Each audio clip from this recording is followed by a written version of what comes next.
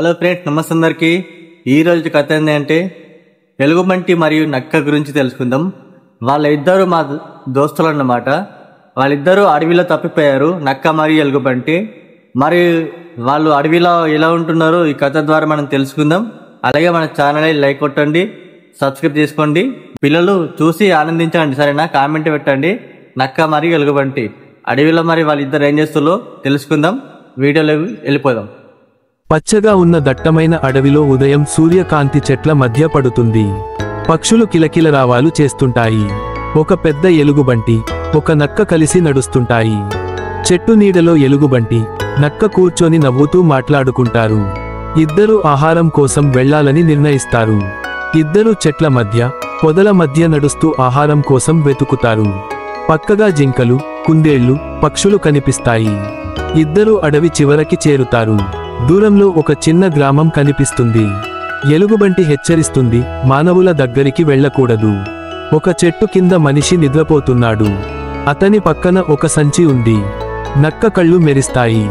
స్నేహితుడా, ఆ సంచిలో ఏదో తినదగినది ఉంటుంది, చూద్దాం రా అంటుంది. ఎలుగుబంటి గంభీరంగా చెబుతుంది, అది మనుషుల వస్తువు, దాన్ని తాకకూడదు, ప్రమాదం ఉంటుంది. నక్క ఎలుగుబంటి మాట వినకుండా సంచి వైపుకు నడుస్తుంది. నక్క సంచి తెరిచి చూస్తుంది, అందులో మాంసం ముక్కలు ఉన్నాయి. వెంటనే తినడం ప్రారంభిస్తుంది. అప్పుడు ఇనుప ఉచ్చు నక్క కాలు పట్టేస్తుంది. నక్క కేకలు వేస్తూ, స్నేహితుడా, నన్ను రక్షించు అని అరుస్తుంది. ఎలుగుబంటి పరుగెత్తి వస్తుంది. తన బలమైన చేతులతో ఉచ్చు విరగగొడుతుంది. నక్క బయటపడుతుంది, కానీ కాలు గాయమవుతుంది. ఎలుగుబంటి నెమ్మదిగా అంటుంది, లోభం మనిషిని ప్రమాదంలో పడేస్తుంది. నేను చెప్పిందే కదా. నక్క కన్నీళ్లు పెట్టుకొని చెబుతుంది, నువ్వు నిజమైన స్నేహితుడివి. నువ్వు లేకపోతే నేను చనిపోయేదాన్ని.